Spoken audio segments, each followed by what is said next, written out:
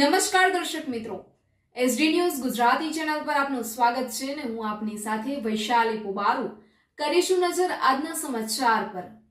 સાધલીથી પૂર ગામ સમસ્તના ઉપક્રમે શિવ મહાપુરાણ સપ્તાહ કથાનું આયોજન કરવામાં આવ્યું। વડોદરાના પૂર ગામ ખાતે અતિ વર્ષો જૂનું પૌરાણિક શ્રી રંગઅવધૂત મહારાજનું મંદિર આવેલું છે। ત્યાં આજ રોજ તારીખ 6/3/2025ના રોજથી તારીખ 12/3/2025 સુધી 7 દિવસનું શિવપુરાણ કથાનું શાસ્ત્રી શ્રી સંજયભાઈ ઉપાધ્યાયના સ્વકંઠે દરેક ભાવિક ભક્તોને રસપાન કરાવવામાં આવ્યું હતું અને બપોરે 1 થી 5 વાગ્યા સુધી શ્રી શિવ મહાપુરાણ કથાનું આયોજન શ્રી અવધૂત નિવાસ પોર શ્રી રંગઅવધૂત મંદિર સ્થાન દ્વારા કરવામાં આવેલ છે। તેમાં પોથી પૂજાનું ભૂદેવો દ્વારા શાસ્ત્રોક્ત વિધિ વિધાન દ્વારા પૂજન કરવામાં આવ્યું હતું। કથા વક્તા શ્રી સંજયભાઈ ઉપાધ્યાય, કથાનું દીપ પ્રાગટ્ય શ્રી યોગેશભાઈ વ્યાસ, નારેશ્વર અવધૂત નિવાસ સ્થાનના ટ્રસ્ટી દ્વારા કરવામાં આવ્યું। શ્રી રંગઅવધૂત નિવાસ પોર સ્થાન શ્રી બળિયાદેવ મંદિરના નીચે ઢાઢર નદીના કિનારે આવેલું છે। આ વર્ષો જૂનું લગભગ આ સ્થાનને 80 કે 85 વર્ષ થયા છે। આ ભૂમિ શ્રી રંગઅવધૂત મહારાજના પાદુકા, દંડ, કમંડર, ખુરશી, દમણિયું, બળદગાડું, પાઠ બધી જ વાપરેલી પ્રસાદીની વસ્તુઓ હાજર જોવા મળે છે। તેમના નાનપણથી સેવામાં રહ્યા હોય એવા શિષ્ય પૂજ્યપાદ ગોવિંદભાઈ અવધૂત મહારાજનું ઔદુંબરનું વૃક્ષ પણ રોપેલું છે। આ વૃક્ષને પ્રદક્ષિણા પણ કરવામાં આવે છે। ગુરુવાર અને રવિવાર ભરવા માટે આ મંદિરે ભાવિક ભક્તોની ભીડ ઉમટી પડતી હોય છે અને એની મનોકામના પૂર્ણ પણ થાય છે। જરૂરિયાતમંદોને ધાબળા, બાસ્કેટ અને નાના બાળકોને નોટો અને ચોપડાઓનું વિતરણ કરવામાં આવે છે। આ સ્થાનમાં ભગવાન શ્રી રંગઅવધૂત મહારાજની સમાધિ અને ધ્યાન માટે અહીંયા પધારતા અને ગામના ભક્તોનું કલ્યાણ કરતા અને ભક્તોના દુઃખ દૂર કરતા હતા।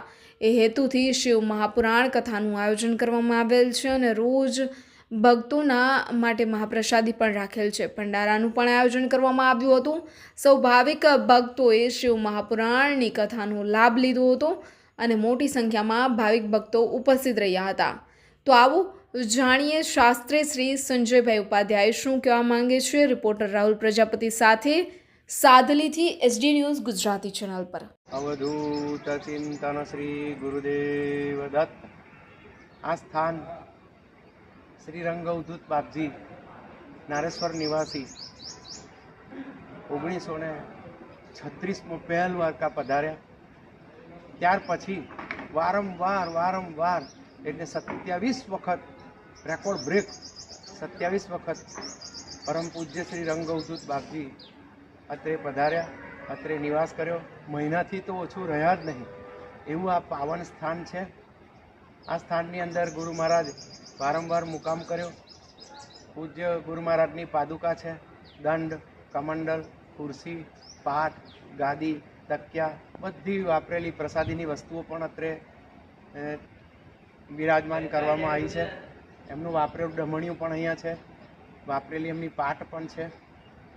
એમના નજીકના જો કોઈ શિષ્ય હોય, નાનપણથી જ ગુરુ મહારાજની સાથે સેવામાં રહેલા એવા પૂજ્યપાદ ગોવિંદભાઈ ઉપાધ્યાય તેઓ શ્રીનું આ સમાધિ સ્થાન છે।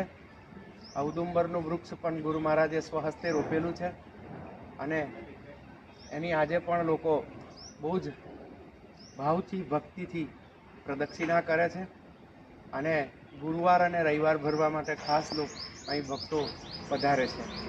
આ સ્થાનની સેવાનું કાર્ય પણ બહુ સરસ છે। સ્કૂલના ગરીબ વિદ્યાર્થીઓને ડ્રેસ, ચોપડીઓ, નોટોનું વિતરણ કરવામાં આવે છે દર વર્ષે। ગરીબ અને જરૂરિયાતમંદોને ધાબળા, બ્લેન્કેટ આપવાનું પણ ચાલુ છે અને દક્ષિણ તરફથી ઉત્તર તરફ જતા જે ચાલતા સંઘો જતા હોય, ડાકોર જતા હોય, અંબાજી જતા હોય, સુરત તરફથી એ બધા સંઘોને અહીંયા આગળ રહેવાની, ખાવાની, પીવાની, નાહવા ધોવાની ફૂલ વ્યવસ્થા કરેલી છે। વડોદરા, અમદાવાદ તરફથી જે સંઘ સાંઈબાબા જતા હોય, શિરડી જતા હોય, કે ગણગાપુર ચાલતા જતા હોય કે નારેશ્વર ચાલતા જતા હોય એ બધાની સેવા અત્રે નાહવા ધોવાની, ખાવા પીવાની બધી સેવા અહીં કરવામાં આવે છે અને બહુ સુંદર સેવા કાર્ય પણ અહીં આગળ થાય છે। એવા આ પવિત્ર સ્થાનમાં, આખા સ્થાનમાં ગુરુ મહારાજ ફર્યા છે। ગુરુ મહારાજના પાવન પગલાં આખા સ્થાનમાં પડેલા છે। એવું આ પાવન સ્થાનમાં આજ શિવ મહાપુરાણની કથાનું આયોજન